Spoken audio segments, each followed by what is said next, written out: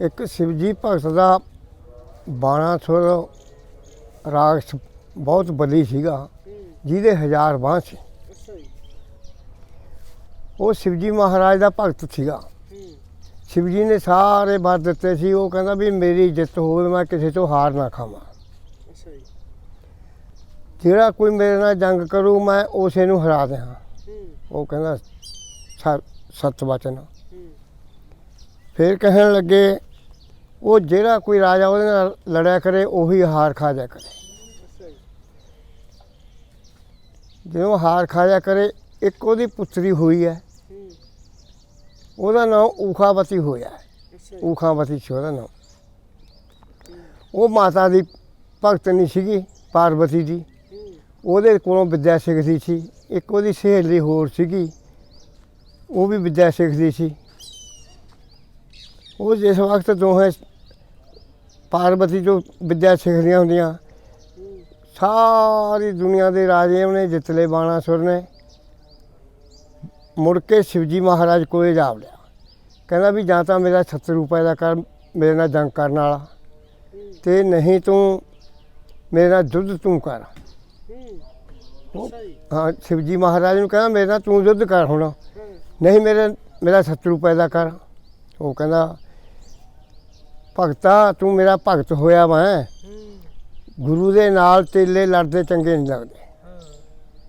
ਉਹ ਕਹਿਣ ਲੱਗਾ ਫਿਰ ਮੇਰਾ ਸ਼ਤਰੂ ਪੈਦਾ ਕਰ।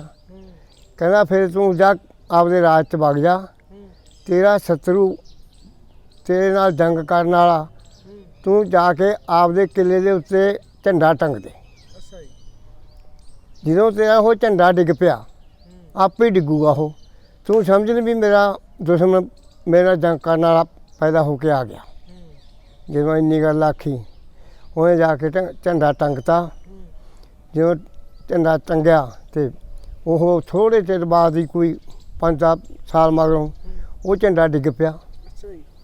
ਉਹ ਕਹਿਣ ਲੱਗਾ ਵੀ ਜਦੋਂ ਝੰਡਾ ਡਿੱਗ ਪਿਆ, ਮੇਰਾ ਦੁਸ਼ਮਣ ਪੈਦਾ ਹੋ ਗਿਆ। ਉਹ ਜਿਹੜੀ ਊਖਾਵਤੀ ਸੀਗੀ, ਉਹਨੂੰ ਪਾਰਵਤੀ ਨੇ ਵਰ ਦਿੱਤਾ। ਵਰ ਕੀ ਦਿੱਤਾ ਉਹਨੇ?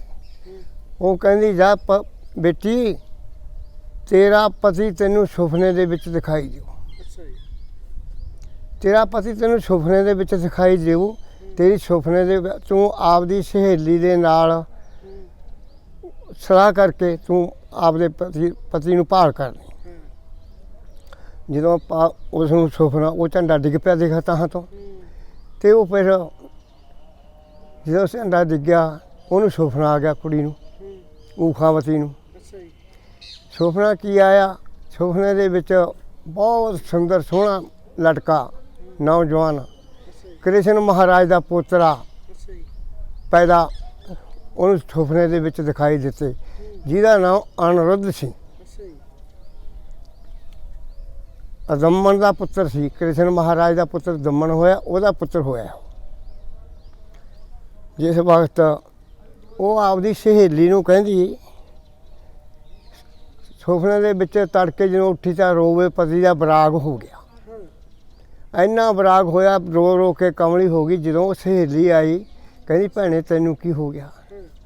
ਕਹਿੰਦੀ ਭੈਣੇ ਮੈਨੂੰ ਕੀ ਹੋ ਗਿਆ, ਮੈਨੂੰ ਮੇਰਾ ਪਤੀ ਦਿਖਾਈ ਦੇ ਗਿਆ ਸੁਪਨੇ ਦੇ ਵਿੱਚ।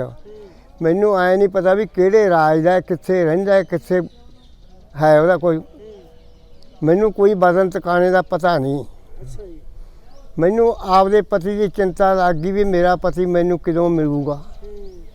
ਜਿਸ ਵਕਤ ਇੰਨੀ ਗੱਲ ਆਖੀ ਤਾਂ ਉਹ ਸਹੇਲੀ ਕਹਿਣ ਲੱਗੀ, ਆਪਣਾ ਜਾਦੂ ਦਾ ਸ਼ੀਸ਼ਾ ਲਿਆ ਕੱਢ ਕੇ, ਜਿਹਦੇ ਵਿੱਚ ਆਪਣੇ ਹੁਣ ਵੀ ਦੁਨੀਆ ਸਾਇੰਸਦਾਨ ਦੇਖਦੇ ਆ, ਸਾਰੀ ਦੁਨੀਆ ਦਾ ਹੁਣ ਪਤਾ ਆਪਾਂ ਨੂੰ ਲੱਗ ਜਾਂਦਾ ਵੀ ਜਹਾਜ਼ ਫਲਾਣੇ ਮੁਲਕ ਦਾ ਚੜ੍ਹਦਾ ਹੈ। ਉਸੇ ਲੋੜ 'ਤੇ ਉਹ ਸਾਰੀ ਦੁਨੀਆ ਦਾ ਉਹਦੇ ਕੋਲ ਸ਼ੀਸ਼ਾ ਸੀਗਾ। ਉਹਨੇ ਸ਼ੀਸ਼ਾ ਕੱਢਿਆ, ਸਾਰੇ ਰਾਜਾਂ ਦੇ, ਮਹਾਰਾਜਾਂ ਦੇ ਲਟਕੇ ਉਹ ਸ਼ੀਸ਼ੇ ਦੇ ਵਿੱਚ ਦੀ ਮੂਹਰੇ ਨਿਗਾਈ ਜਾਂਦੇ, ਸਾਰੀਆਂ ਪੂਰੀਆਂ ਦੇ। ਉਹ ਸਿਰ ਮਾਰੀ ਜਾਂਦੀ ਹੈ। ਜਿਸ ਵਕਤ ਸਿਰ ਮਾਰੀ ਜਾਂਦੀ ਹੈ, ਉਹ ਕਹਿੰਦੀ ਇਹਨਾਂ 'ਚ ਤਾਂ ਕੋਈ ਵੀ ਨਹੀਂ। ਉਹਨਾਂ ਨੇ ਫਿਰ ਕ੍ਰਿਸ਼ਨ ਮਹਾਰਾਜ ਦੇ ਪੁਰੀ ਦਾ ਨਕਸ਼ਾ ਕੱਢ ਲਿਆ, ਦਵਾਰਕਾਪੁਰੀ ਦਾ। ਜਦੋਂ ਦਵਾਰਕਾਪੁਰੀ ਦਾ ਨਕਸ਼ਾ ਕੱਢਿਆ ਤੇ ਜਿੱਥੇ ਮਹਾਰਾਜ ਦਾ ਰਹਿਣੇ ਬਹਿਣੇ ਸੀਗੇ ਉਹਦੇ ਪੁੱਤਰ ਦੇ ਪੋਤੇ ਦੇ ਉੱਤੇ ਪੱਖੇ ਲੱਗੇ ਪਏ ਨੇ ਤੇ ਪਲੰਘ ਦੇ ਉੱਤੇ ਸੁੱਤਾ ਪਿਆ ਹੈ। ਜਿਉਂ ਪਲੰਘ ਦੇ ਉੱਤੇ ਸੁੱਤਾ ਪਿਆ ਹੈ, ਉਹਦਾ ਫਿਰ ਸੁਪਨਾ, ਉਹ ਫੋਟੋ ਉਹਦੇ ਵਿੱਚ ਆ ਗਈ ਉਹਦੀ ਅਨਿਰੁੱਧ ਦੀ। ਜਦੋਂ ਫੋਟੋ ਆ ਗਈ, ਜਦੋਂ ਉਹਦਾ ਮੂੰਹ ਤੋਂ ਪੱਲਾ ਲਾਇਆ, ਕਹਿੰਦੀ ਆਹ ਤਾਂ ਨਹੀਂ, ਕਹਿੰਦੀ ਜਮਾਂ ਸਾਵਾਂ ਇਹੀ ਹੈ। ਕਹਿੰਦੀ ਭੈਣੇ ਫਿਰ ਮਿਲਿਆ ਉਹਨੂੰ। ਕਿਵੇਂ ਮਿਲਾ? ਕਹਿੰਦੀ ਉੱਥੇ ਤਾਂ ਕ੍ਰਿਸ਼ਨ ਮਹਾਰਾਜ ਦਾ ਚੱਕਰ ਚੱਲ ਰਿਹਾ ਹੈ, ਉਹ ਚੱਕਰ ਦੇ ਵਿੱਚ ਚੱਕਣਾ ਬਹੁਤ ਔਖਾ ਹੈ। ਪਤੀ ਕਹਿੰਦੀ ਮੇਰਾ ਇਹੀ ਹੈ। ਕਹਿੰਦੀ ਫਿਰ ਤੁਸੀਂ ਸਹੇਲੀ ਕਾਹਦੀ ਹੈ ਮੇਰੀ? ਜੇ ਮੇਰਾ ਤੂੰ ਹੁਣ ਕੰਮ ਨਹੀਂ ਇਹ ਕਰ ਸਕਦੀ ਫਿਰ ਮੇਰੀ ਸਹੇਲੀ ਕਾਹਦੀ ਹੈ? ਉਹ ਕਹਿਣ ਲੱਗੀ ਚੰਗਾ ਭੈਣੇ ਫਿਰ ਮੈਨੂੰ ਹੁਣ ਕੰਮ ਕਰਨਾ ਪਊ। ਉਹ ਇੱਕ ਪਰੀ ਬਣ ਕੇ ਇੱਲ ਦਾ ਰੂਪ ਧਾਰ ਲਿਆ ਉਹਨੇ। ਉੱਡ ਗਈ ਸਮਾਨ 'ਚ। ਪਾਉਣ ਬੰਦ ਇੱਕ ਝਮਕਾ ਅੱਖ ਦੇ ਬੰਦ ਕਰੀ ਪਾਉਣ ਆਪਦੀ ਸ਼ਕਤੀ ਨਾਲ। ਜਦੋਂ ਇੱਕ ਅੱਖ ਦਾ ਝਮਕੇ ਦੇ ਵਿੱਚ ਹੀ ਇੱਲ ਬਣ ਕੇ ਉਹਦੇ ਵਿੱਚ ਜਾਵੜੀ ਮੰਦਰ ਦੇ। ਜਦੋਂ ਮੰਦਰ 'ਚ ਜਾਵੜੀ ਤਾਂ ਉੱਥੇ ਜਾ ਕੇ ਇੱਕ ਮਾਰੀ ਝਬੁੱਟ ਮੰਜੇ ਦੇ ਥੱਲੇ ਵੜ ਗਈ। ਵੜ ਕੇ ਥੱਲੇ ਤੇ ਪੰਗ ਚੱਕ ਲਗੀ। ਪੰਗ ਚੱਕ ਕੇ ਲਿਆ ਕੇ ਬਾਣਾਸੁਰ ਦੇ ਮਹਿਲ ਦੇ ਵਿੱਚ ਜਿੱਥੇ ਉਖਾ ਸੁੱਤੀ ਪਈ ਸੀ ਉੱਥੇ ਲਾਤਾ। ਜਦੋਂ ਲਾਹਿਆ ਵਾ, ਕਹਿੰਦੀ ਸਾਵਾਂ ਹੈ? ਕਹਿੰਦੇ ਹਾਂ ਸਾਵਾਂ। ਸੁੱਤਾ ਪਿਆ ਹੁਣ ਵੇਖ ਲਾ। ਜਦੋਂ ਸੁੱਤਾ ਪਿਆ, ਕਹਿੰਦੀ ਹੁਣ ਪਤੀ ਨੂੰ ਮਨਾਉਣਾ ਕਿਤੇ ਸੌਖੀ ਗੱਲ ਨਹੀਂ ਹੁੰਦੀ, ਇਹ ਬਹੁਤ ਦੂਰ ਦਾ ਬੰਦਾ ਹੈ। ਹੁਣ ਤੂੰ 16 ਸ਼ਿੰਗਾਰ ਲਾ ਪਹਿਲਾਂ। ਉਖਾ ਨੇ 16 ਸ਼ਿੰਗਾਰ ਲਾਏ। 16 ਸ਼ਿੰਗਾਰ ਲਾ ਕੇ ਫਿਰ ਉਹ ਇੱਕ ਆਪਦਾ ਬਾਜਾ ਬੰਸਰੀ ਕੱਢ ਕੇ ਵਜਾਉਣ ਲੱਗ ਗਈ। ਜਦੋਂ ਵਜਾਉਣ ਲੱਗੀ, ਜਦੋਂ ਉਹਨੂੰ ਬਾਜ ਆਈ ਜਾਣਾ ਉਹਦੇ ਕੰਨਾਂ ਦੇ ਵਿੱਚ ਪਈ ਤੇ ਐਂ ਥੰਮ ਦੇ ਉਹਲੇ ਹੋ ਜਾਂਦੀ ਹੈ। ਥੰਮ ਦੇ ਉਹਲੇ ਹੋ ਕੇ ਕਿਤੇ ਫਿਰ ਦੂਜੇ ਪਾਸੇ ਦੀ ਦਿਖਾਈ ਜੀ ਦਿੱਤੀ। ਇਹ ਅਨਿਰੁੱਧ ਜਦੋਂ ਉੱਠਿਆ, ਕਹਿੰਦਾ ਤੂੰ ਕੌਣ ਹੈ? ਨਹੀਂ ਕਬੂਤਰੀ ਵਾਂਗੂ ਨੱਚਦੀ ਜੇ ਫਿਰਦੀਆਂ, ਕਿਤੇ ਉੱਧਰ ਦੀ ਕਿਤੇ ਉੱਧਰ ਦੀ। ਹੈ ਕੌਣ ਤੂੰ? ਚਾਰ ਸਵੇਰ ਮਹਿਲ ਦੀ ਨਿਗਾਹ ਮਾਰਦਾ। ਕਹਿੰਦਾ ਇਹ ਤਾਂ ਮੇਰਾ ਮਹਿਲ ਵੀ ਨਹੀਂ, ਇਹ ਗੱਲ ਕੀ ਬਣੀ? ਕਹਿਣ ਲੱਗਾ ਤੂੰ ਹੈ ਕੌਣ? ਕਹਿੰਦੀ ਮੈਂ ਤਾਂ ਬਾਣਾਸੁਰ ਦੀ ਪੁੱਤਰੀ ਹਾਂ। ਮੈਂ ਤਾਂ ਪਾਰਵਤੀ ਮਾਤਾ ਨੇ ਮੈਨੂੰ ਵਰ ਦਿੱਤਾ ਸੀ ਵੀ ਤੇਰਾ ਪਤੀ ਸੁਪਨੇ ਦੇ ਵਿੱਚ ਦਿਖਾਈ ਦਿਓ ਤੇ ਮੈਨੂੰ ਹੁਣ ਤੂੰ ਪਤੀ ਜੀ ਮਿਲ ਗਿਆ, ਮੈਨੂੰ ਮਾਫ ਕਰ, ਮੈਂ ਤਾਂ ਤੇਰੀ ਧਰਮ ਪਤਨੀ ਆ। ਜਦੋਂ ਇੰਨੀ ਗੱਲ ਆਖੀ, ਕਹਿੰਦਾ ਫਿਰ ਤੈਨੂੰ ਲਿਆਈ ਕੌਣ? ਮੈਨੂੰ ਲੈ ਕੇ ਕਿਵੇਂ ਆਏ ਹੋ ਤੁਸੀਂ ਉੱਥੇ?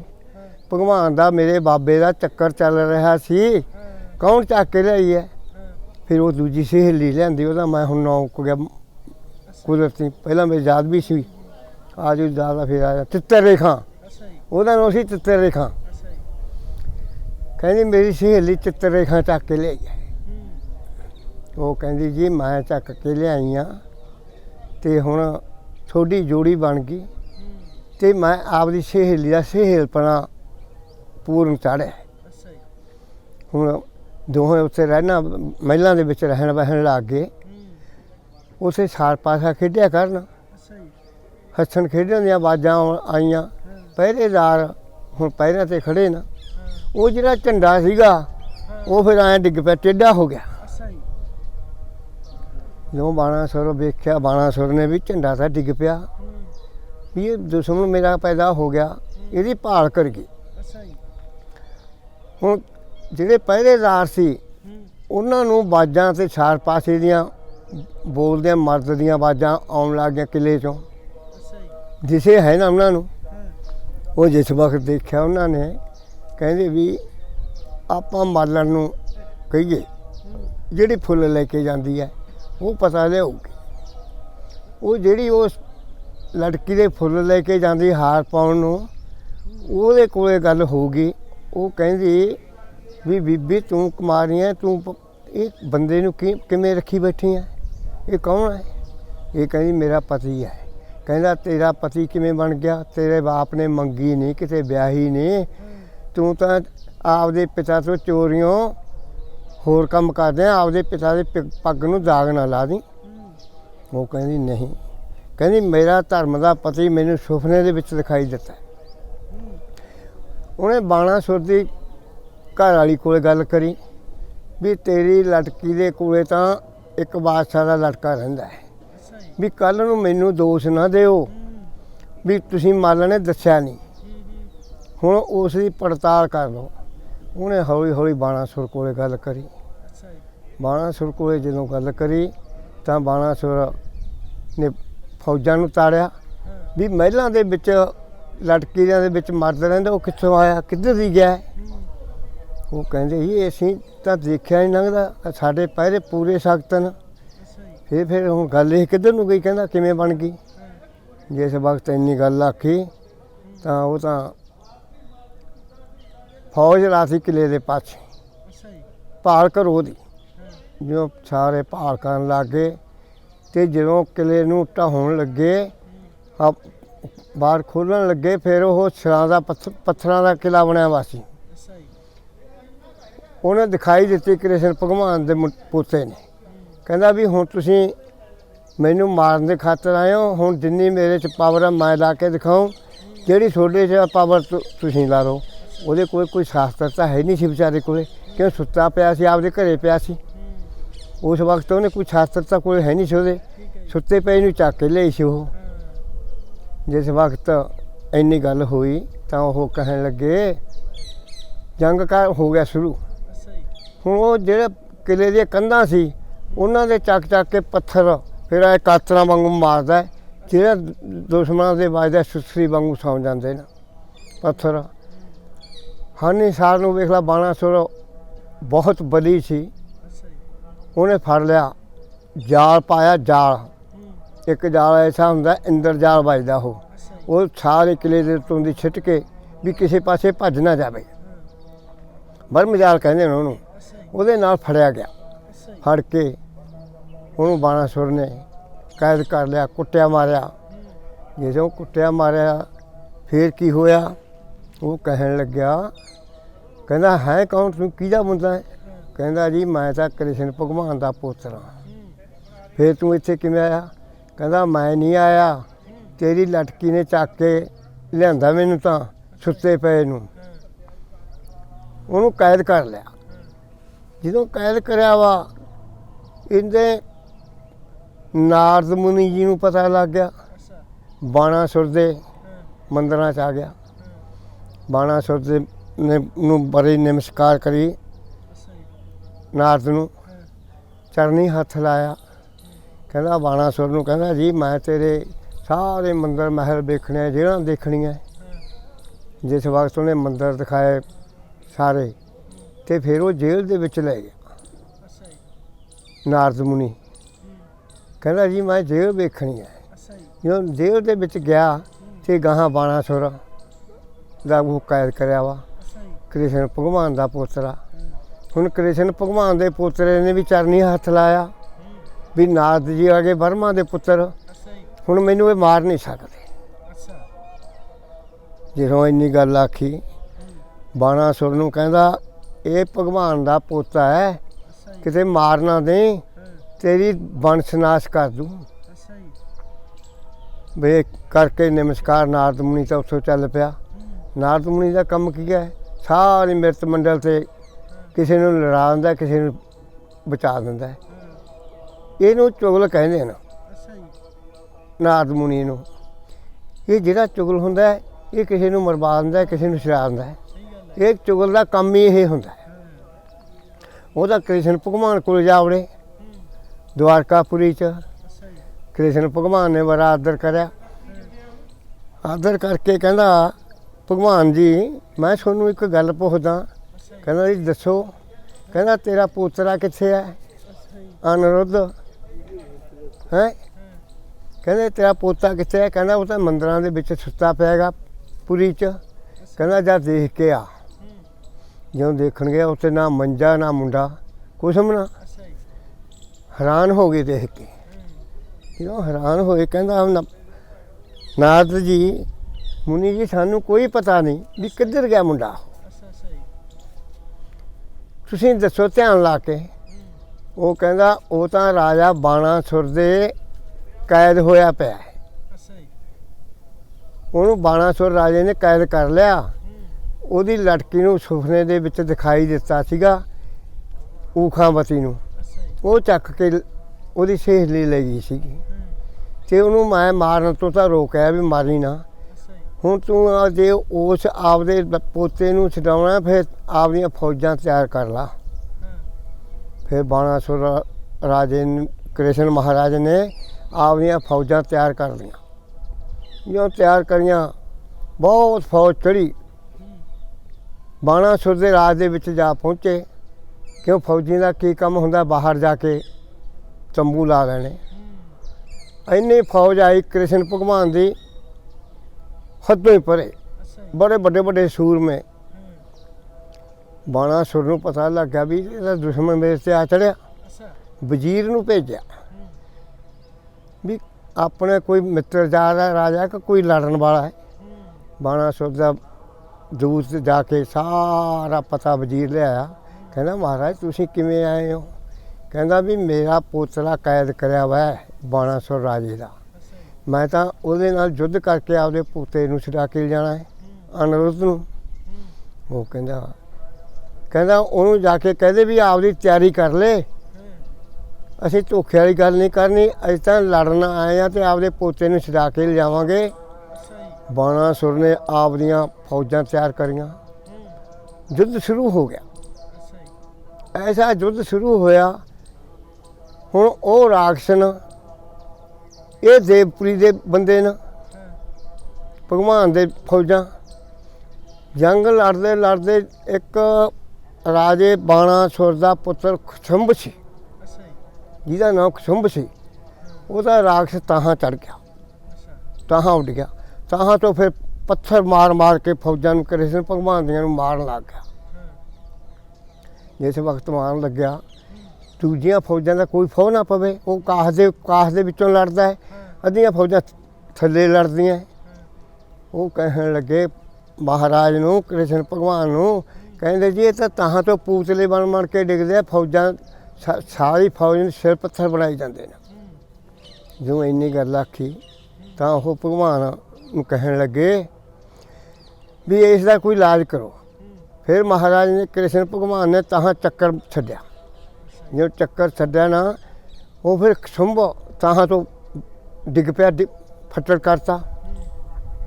ਜਦੋਂ ਪੁੱਤਰ ਮਰਿਆ ਬਾਣਾਸੁਰ ਨੇ ਦੇਖ ਲਿਆ, ਫਿਰ ਬਾਣਾਸੁਰ ਦਾ ਦਿਲ